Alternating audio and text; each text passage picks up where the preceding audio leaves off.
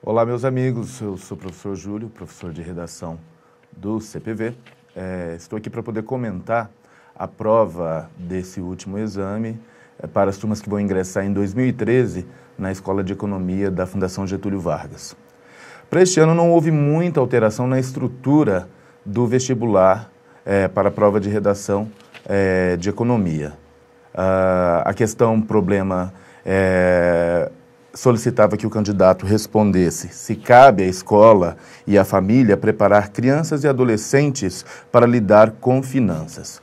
Para responder essa questão, problema com coerência, o candidato deveria fazer a leitura dos 4 textos que compõem a coletânea.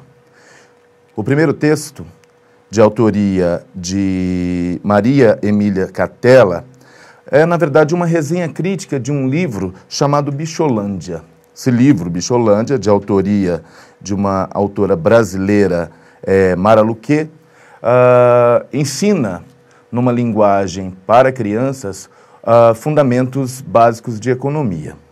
E a autora que fez a resenha concorda com o raciocínio do livro, entendendo ser necessário que as crianças sejam orientadas a tratar de finanças como uma maneira de se tornarem adultos que consumam de maneira responsável. O segundo texto, por sua vez, traz um raciocínio semelhante ao do texto 1, em que se analisa a necessidade de ensinar esses fundamentos pela família, que a criança conheça elementos básicos de economia.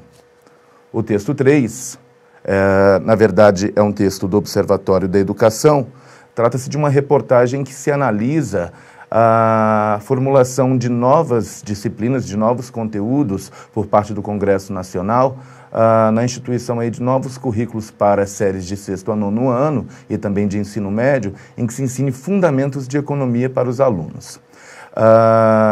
Existe um comentário do professor Dermeval Saviani, da Universidade de Campinas, em que ele não vê com bons olhos a ideia de que deputados criem disciplinas desconsiderando a realidade da escola, desconsiderando todo o universo de formulação dos conteúdos que serão efetivamente aplicados para os alunos.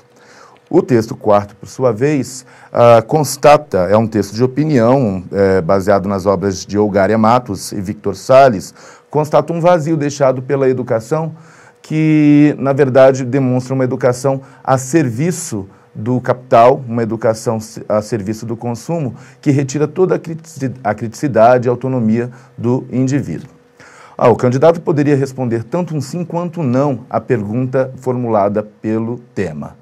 Se caso ele respondesse sim, o candidato respondesse sim, ele poderia demonstrar que, numa sociedade capitalista, num contexto capitalista, é de suma importância que as crianças tenham esclarecimento de como utilizar o dinheiro de maneira inteligente, de maneira efetiva, para evitar endividamento, ou que seja um cidadão que consuma de maneira irresponsável.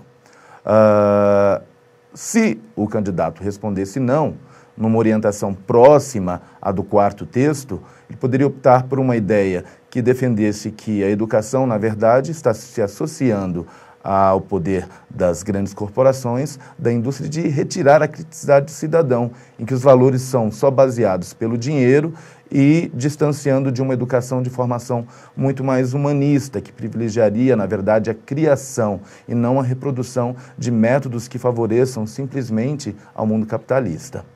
Eu acredito que não foi uma proposta que tenha dado muita dificuldade ao candidato.